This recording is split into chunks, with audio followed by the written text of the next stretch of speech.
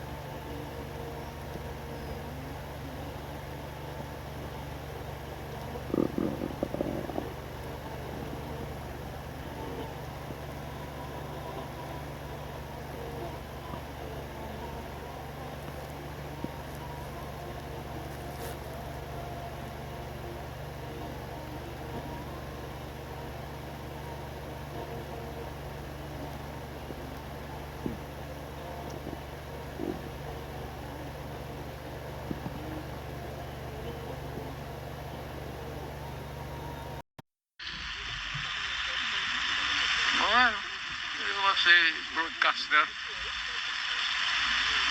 He's a broadcaster who used to criticize you during his programs. Tama po ba? Everybody. Pati ako, tama yan. Yan, trabaho niya yan. And according to the testimony of Arturo Las Cañas, you ordered the killing of June Pala. Niwala kay Las Cañas. Lahat na ng participation ng crime niya, kanya.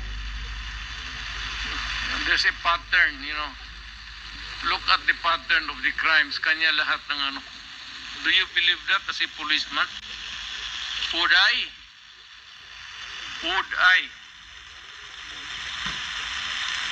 Kanina po, Mr. President, I started my interpellation with acknowledging your courage in taking full legal responsibility to all the victims of war on drugs, and you said both legal and illegal.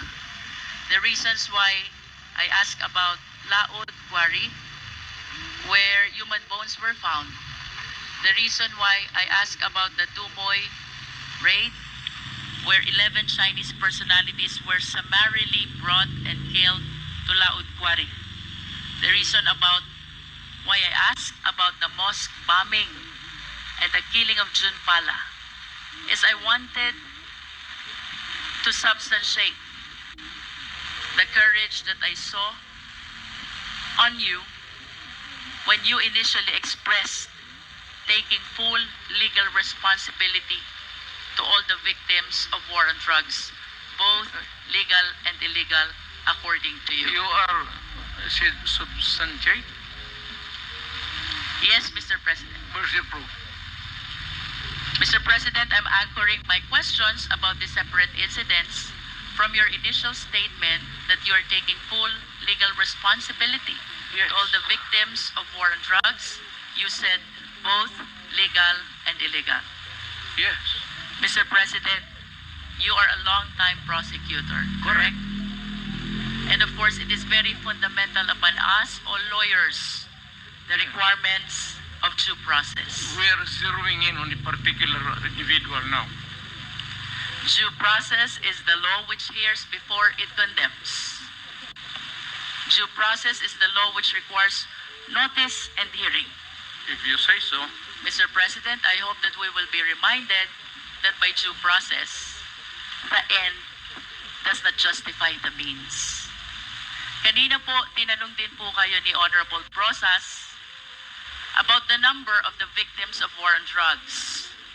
Tinanong po kayo about statistics, and you lamented na hindi nyo po alam or dala yung records. Now, I want to share to the public the statistics of the victims of war on drugs.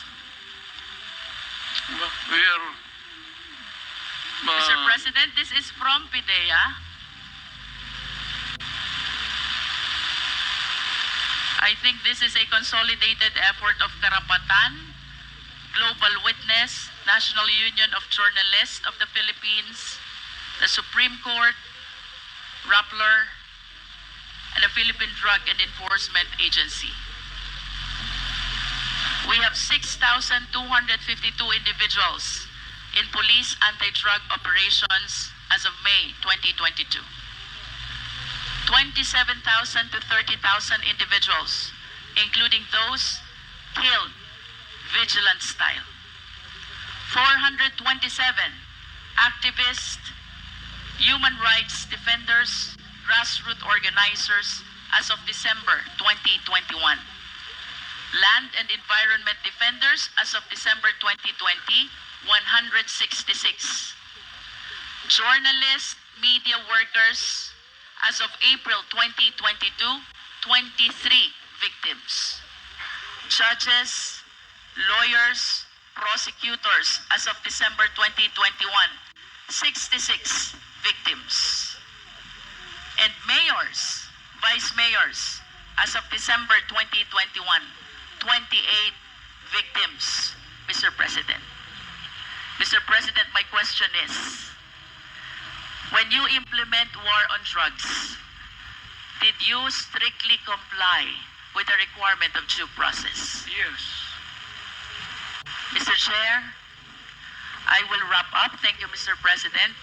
Mr. Chair, it is my humble submission that contrary to the answer of the former President, I humbly believe that the former President and his war on drugs never complied with the requirements of due process. The statistics show, Mr. President, the huge number of victims of war on drugs. If my memory serves me right, during the time of Aquino administration, there are like around 200, and during the present administration, there are around like 200 victims as well of war on drugs. Given these statistics, Mr. Chair, this is almost or around 31,000 victims of war on drugs. If indeed they follow the requirement of due process, wala po dapat ganito karaming patay. At ang dapat, maraming kaso na pending in court. I hope all of us will be reminded by the fundamental law that no person should be deprived of life, liberty, and property without due process of law. By Mr. President's own admission of his accountability, both to legal and illegal actions of the police, it is the humble submission of this representation, Mr. Chair, that the Quadcom is ready to make a recommendation for the filing of the necessary action in court.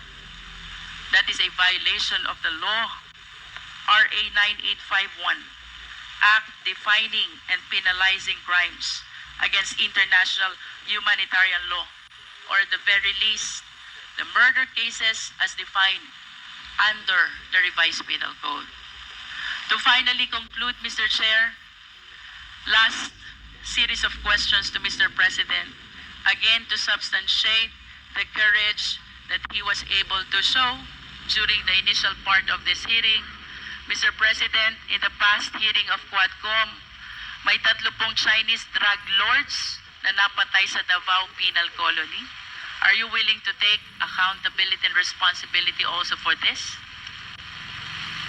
Wala na ako niyan, ma'am. Nandito na ako sa Maynila. So, you are saying no. Oh, well, kung gusto mo isali yan, itagdag mo na, okay lang. How about the death of General Barayuga, the PSCSO Secretary? Are you willing to take full legal responsibility for this? I do not kill generals. The death of Mayor Aldong Parohinog and the 15 others in Osamis City, are you taking full responsibility on this? Hindi ako napapatay ng mga mayor, ma'am. The death of Mayor Espinosa of Albuera Leyte, are you taking full responsibility on this? Hindi, ma'am. That's my birthplace. The death of Tony Halili in Tanawan City. Malayo yan sa akin, ma'am. The death of Mayor Perez of Los Baños. Lalo na. Ibalik ko po dun sa una niyong sinabi. If you are denying all this, alin po yung tinutukoy niyo when you said you are taking full legal responsibility to all the victims of war on drugs, both legal and illegal? Yes. Kasi order ko kasi yung that was my campaign against drug. Na yung alam mo, maraming istasyon, maraming pulis. Kung nagkaletse-letse doon, hindi ka maghugas ng kamay. Dapat sabihin mo, akin dyan kasi of course nagkamali sila. Now, if there is an appropriate action na gusto ninyong ilabas, then file the case in court. Wala nang pigil, matagal na yan yung sabi extrajudicial killing. I am challenging anybody or